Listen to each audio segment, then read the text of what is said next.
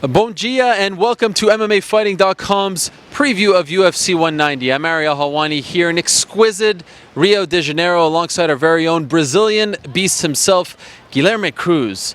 And Guilherme, it is good to see you. The last time I saw you in person for one of these, I believe it was UFC 179, Aldo versus Mendes. Here we are again, much different circumstances. Ronda Rousey versus Bigfoot Silva. I got here late. Unfortunately, the bad people over at American Airlines, thank you very much, canceled my flight. I missed everything, but thankfully I'm finally here just before the weigh-ins. You've been here, of course, all week long. And from what I'm seeing, from your great reporting, your videos, all that stuff, it appears as though for the first time since the UFC started coming to Brazil again in 2011, an American, especially in a big-time fight, is going to be cheered more than the native Brazilian. Is that the case here? Yeah, it's like, first of all, welcome back. Great to have you back here. It's crazy all week. Ronda is the biggest star. I already expected her to have a lot of fans here in Rio for the workouts, but man, it's amazing. I never thought someone be so cheered by the Brazilian fans and not being Brazilian. It's pretty amazing. I'm really curious to see how it's going to be on Saturday. I don't know if it's going to be the exact same thing. Everybody rooting for Ronda, but I don't know. I think it's going to be like split 50-50. It's going to be insane. Which is a victory for Ronda in itself, because usually it's 100% in favor of the Brazilian. How's Bigfoot Silva dealing with this? Like, how is she reacting to all of this? We asked her yesterday, and she said he doesn't care. She believes that Brazilian fans will root for her tomorrow, but I think it might bother her. Like, one of the advantages to fighting in Brazil against a non-Brazilian is that you're having fans rooting for you, like the Uva Morrer thing, and she won't have that. At least she won't have that from the entire crowd on Saturday. So that might bother her. So she says she doesn't care. But why do you think they love her so much here, Ronda? That's a good question. I don't know. Like, she's just. I see people crying. Yeah. They're crying. Like this is on Jackson coming to Brazil. People crying. It was amazing, man. I don't know. She's obviously a great fighter, a UFC champion. She has been to Brazil before to compete here in judo and everything. But I don't know why she's that kind of a star here in Brazil. I have no idea. Prior to this fight, were her fights being covered like big time events, like an Anderson or a Big Nog? Like, did you see this coming, or is this coming out of nowhere? They Global aired her rematch with Miesha Tate before the Anderson Silva fight with Weidman, so she got some exposure there because everybody wanted to see the rematch between Anderson and Weidman. But she got a cover of a celebrity magazine here in Brazil and everything. But I didn't expect her to become this huge star in Brazil. It was kind of surprising coming to this event. She's talked about having success here in Rio from her judo days. Do you think this has anything to do with that, or it's completely separate? She actually lost here in Rio once at the World Championship, I guess, or the Pan American Games. She got a gold medal here and then a silver medal at the same year, 2007. So it's not like she came here and won every time. Mm-hmm. But yeah, she got success here in Rio. But it's different. I'm not saying she's going to lose, but it's different from judo when you have a lot of matches on the same day. From MMA, it's just one fight, 15-minute fight, 25-minute fights. So this is my 5th time covering an event here in Rio. The first one, of course, was UFC 134, August of 2011, and that felt like a big deal. I mean, I think we'll look back on that event as really the catalyst for the explosion of Brazilian MMA. Stuff happened beforehand, but everything went the right way that night, right? Anderson won, Big Nog won, Shogun won. And this feels like the first time since UFC 134 to me that everyone's paying attention. Posters are everywhere, airport, on the street. It's not just one of those subpar UFC pay-per-views that they're bringing that the hardcores are interested in. The whole entire city is into it. Is that the case? And why do you think that is? Yeah, this is bigger than any Jose Aldo fight here in Rio, bigger than Anderson and Bonner. It's bigger than every single card in Brazil, except that first one. That was huge. It was the first UFC. Everybody that sold out in like 15 minutes, something like that. and I think it's because of Ronda.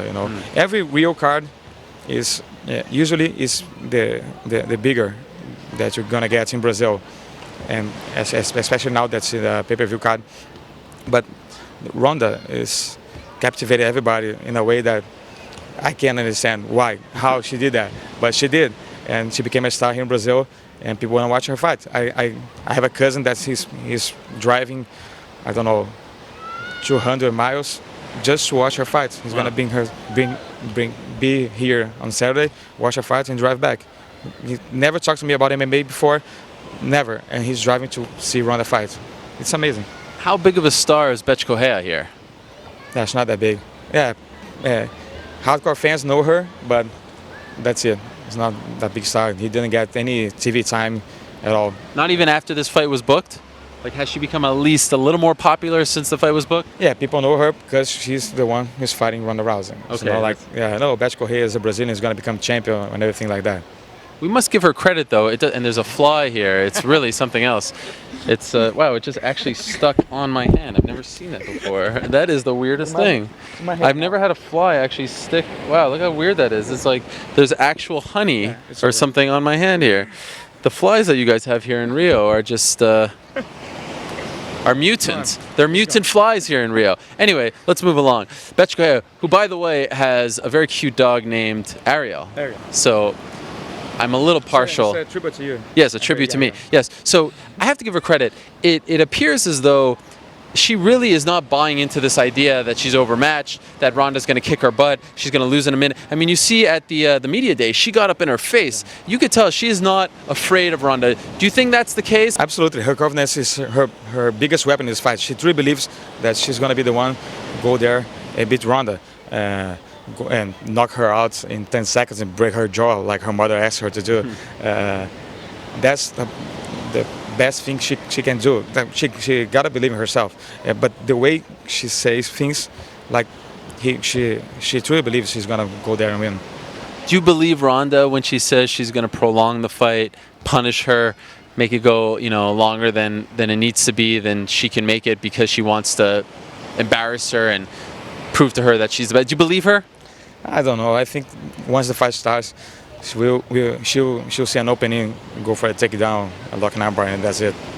I think most people would agree that Ronda is a huge favorite going into this fight, that she's probably going to win. Do you disagree with me? No. Okay, you think she's going to win, right? Yeah.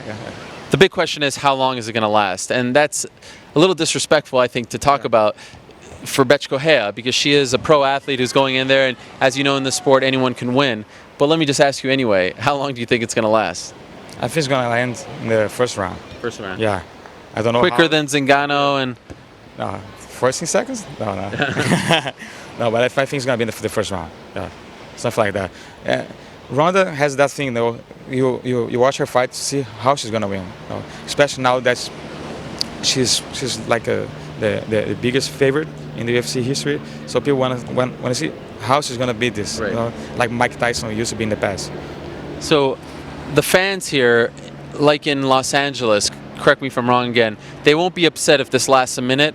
There's a spectacle. I think if a Jose Aldo fight or a Conor McGregor fight lasts a minute, people will feel like, you know what, I didn't get my money's worth. Mm-hmm. But with Ronda, I think people want to see it end very quickly because they want to see history. They want to see something spectacular. Do you agree? Is that the case here as well, do you think? I think so. They won't get mad. They won't start throwing things, etc. No. Those fans that I spoke with before the workouts, a lot of them expect this to end in 15 seconds and minutes. I think they want to see, like, a special thing about Ronda that she goes there and wins in 15 seconds, in 40 seconds. So people want to watch that, be in the arena to watch her win in 10 seconds.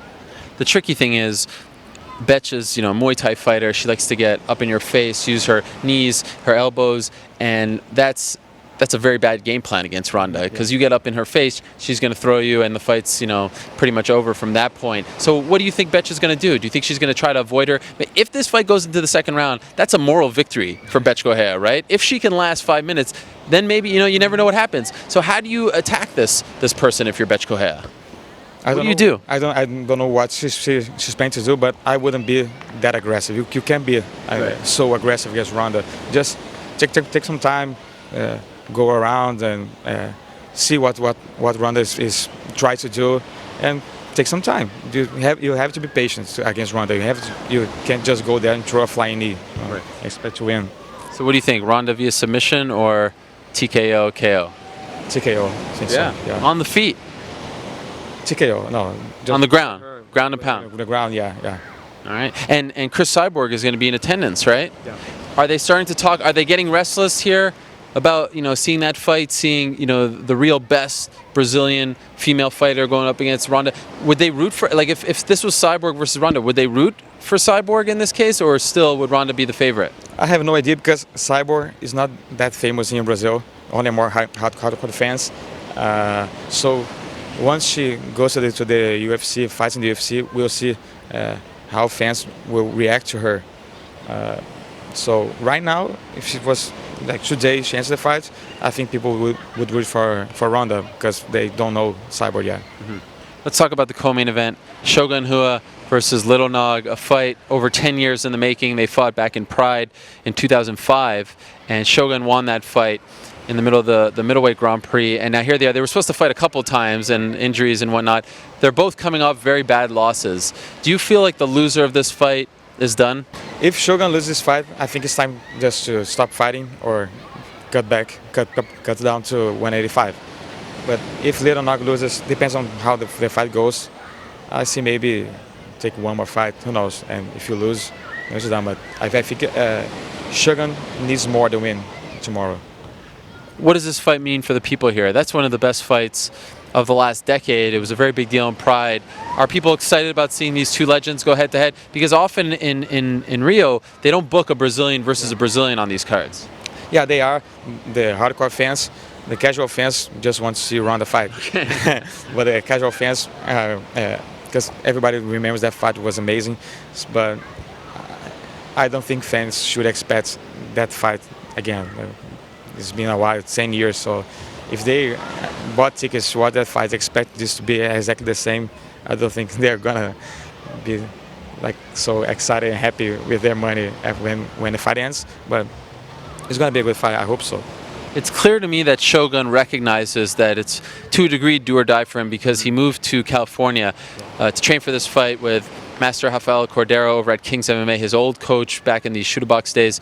Do you think that this is maybe the missing link for him? Maybe this is what he has been missing? Because from people that I've been speaking to, he appears to be in very good spirits and in very good shape. Yeah, of course. Shogun is the type of fighter that he needs a coach that puts him to train, like a father who tells him what to do and he just goes there and follows him. If he doesn't have that type of guy, or just a guy that, oh, okay, Shogun, you can do this, you can do that, so he won't be in perfect shape for a fight. And Rafael is the man to do that for him. Okay. Who's your pick? Shogun. Why? I believe he's more diverse, he's better standing, and I think it's going to be a stand-up fight, and I think he's going to win. Decision? I think so, yeah. Let's talk about Little Nog's brother, Big Nog. The last time these two fought on the same card, UFC 140 in Toronto, you were there. Yeah. So was I. Now, Little Nog won against Tito Ortiz. Big Nog lost against Frank Mir. So, of course, he's hoping for a different outcome this time around. And he, as well, is kind of facing a do-or-die situation. I will never forget, and I'm sure you are the same, UFC 134 again, when Big Nog beat Brendan Schaub. That was a bigger deal than Anderson beating Okami. People were crying. People were throwing beer. Media members were crying. I don't know if you were crying or not. I wasn't on press row, so you didn't see me. Okay. But it was a very emotional thing. He means the world to the fans here in Brazil. Why? Why is there that connection? Why more so than an Anderson or an Aldo or some of these other great fighters? Why is there this special bond with Big Nog, in your opinion? I think because he's a heavyweight, he's a former champion, and the way he treats everybody, like you meet him today and like he's your best friend. He's like that with everybody. Media loves him. Everybody loves him in Brazil. Fans. So and he's a nice guy, and his career, he's a legend. So that's why people love him. That fight in Rio against Brendan Schaub, that was in my opinion the perfect fight for him, just to call it quits, like retire inside the octagon in Rio, fighting Brazil for the first time in his career. But he decided to fight again, and then he just lost and then came back to Rio against Dave Herman and won again. So I will never count out Big Nog, especially fighting here in Brazil, like something special for him. But it's a tough fight for him. And he also grew up just minutes away from the HSBC arena, right? Yeah, he lives there. He lives there. Yeah. So, he's very much a local. He's fighting a guy in Stefan Struve who's coming off a pretty bad loss to Alistair Overeem. His career has been somewhat up and down as well. He's had heart issues. He changed things up drastically. He's training with the Black Zillions now, training with a fellow Dutchman in Henry Hooft, and he's a lot bigger. You see him, he's added a lot of muscle. In fact, for the first time in his career, he's had to cut weight. He came to Rio at 275, so he had to cut 9 pounds to make the 266 limit. Who do you favor in this fight? That's a good question. That's a tough fight. I think I don't know. That's really tough fight to pick. Are you afraid to pick against the legend? No, never. But that's a tough fight for him. I think For Big Nog. for Big Nog, yeah, that's a tough fight for him. So you think Struve wins? Probably. Do you think it will be a close fight? Or because remember, last time we saw Big Nog, April of last year, knocked out pretty badly by a guy with knockout power in Roy Nelson, but that was a pretty ugly knockout. It was weird to see him like that. Yeah, I think it's gonna be not a one-punch knockout, but I think it's gonna be he will eventually stop him, but not in the first round. I think it's gonna be longer. To me, the big question is, has Stefan Struve finally figured out how to use his reach? This is a guy who has tied for the longest reach in UFC history, and yet doesn't use it to his advantage. He has these long arms, these long legs, and never uses it. And I think that's something that Henry Hooft has been trying to instill in him. Will he use it to his advantage? If he does so, I think he has, a big advantage in his corner. I'm wondering if he loses badly, Big Nog, though, do you think he should retire? Should this be it for him? He's approaching 40 years old. If he loses badly, I think so. Yeah. Yeah. That'll be a depressing scene if he loses badly here, huh? Yeah. The complete opposite of 134. Yeah, especially if Big Nog loses, Little Nog loses, Yeah. and then Batch. Oh, yeah. It's gonna be a bad night for Brazil. There, even if Shogun is Brazilian, but Right.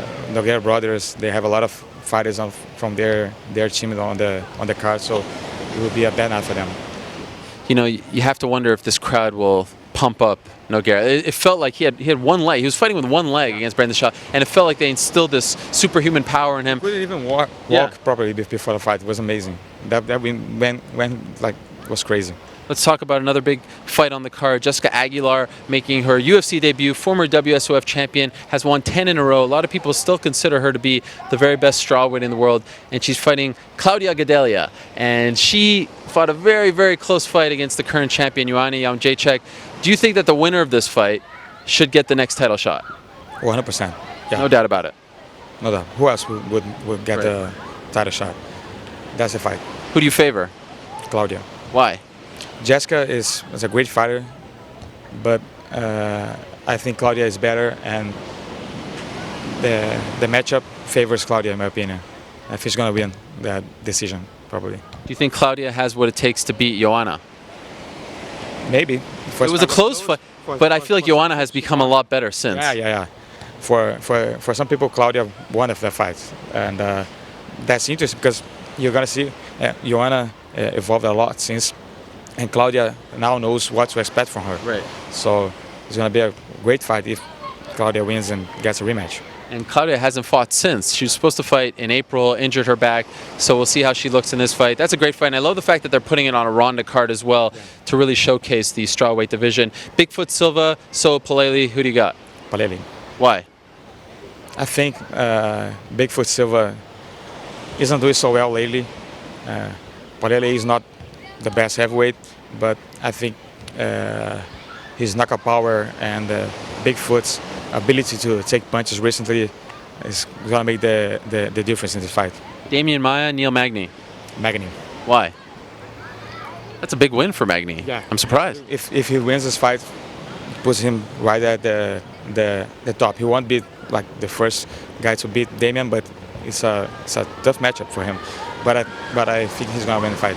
I remember seeing him after UFC 163 when he lost to Sergio Moraes, and I was like, I wonder if they're going to cut him. He's lost a couple in a row. Now here he is. Unbelievably, he's won 7 in a row. Who would have thunk it? And one more just for fun, Patrick Cummins versus Feijão. Cummins. Why? You're picking against all the Brazilians. They're going to kick you out of here. Extradite you. I think it's a bad matchup for him. He used to fight well against wrestlers, but his last fight against Ryan Bader, he just couldn't do anything. He just couldn't stop his takedowns, stop his wrestling, and he has a better chance at beating Cummins than he had against Bader.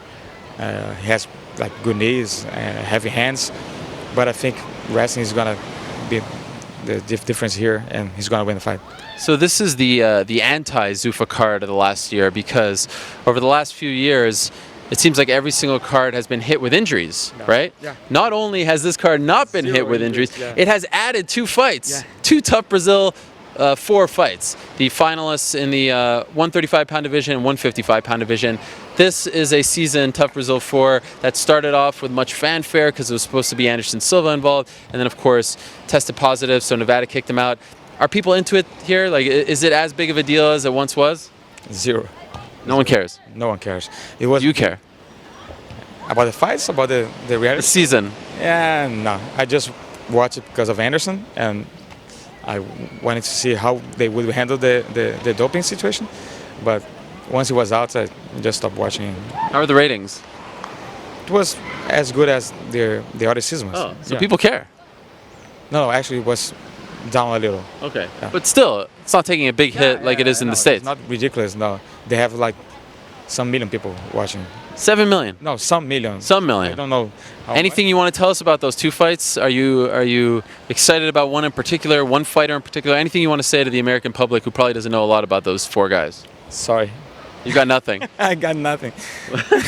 Well, we've talked about enough. That is an honest man right there. How about that? Can you get me some acai? I mean, we've been here for the last 20 minutes. I'm sweating. Yeah. Where's my acai? I was promised. The first time we did one of these, you had coconuts for me. The second time, you had something. I can't forget. I can't remember. Now you have nothing. You've become a little too comfortable. Second time I was signing with him, we were fighting. That's right. It was a big deal. The third time, we were outside the Maracarazinho. And now look where we are. It was a fighting broken out. We're stream fighting right next to us. Now here we are on the beach. We got Hiron Gracie over there, but no acai. Still, it is paradise here in Rio de Janeiro. We wish that you were here with us. Actually, we don't really wish. Let's be honest. Especially if we had Mark Ramundi here. It would probably be raining right We now. love you, Mark. Yes. We love you. We love you. It would definitely be raining if Mark was here. So stay home wherever you are, Mark. We are going to enjoy UFC 190. Ronda Mania has hit this beautiful city, and we cannot wait for UFC 190 on Saturday at the HSBC Arena here in Rio. Will she be cheered more than Betch Correa? That's the big question. Or will she get booed? Maybe the fans at the open workouts aren't a true indicator of what's to come. But it seems like every single time Ronda Rousey fights now, it is a spectacle. If it lasts 15 seconds, 60 seconds, 3 rounds, whatever, it seems like the world is watching, the media is covering it. So it's going to be a very big deal. And if Betch Correa wins, the biggest upset in UFC history. Do you agree? For sure. Absolutely. I agree as well. All right. That does it for us. We're off to get some acai. Hope you enjoyed the show. Thank you for watching our coverage from here in Rio up until this point. We'll be back fight night. We'll see you then.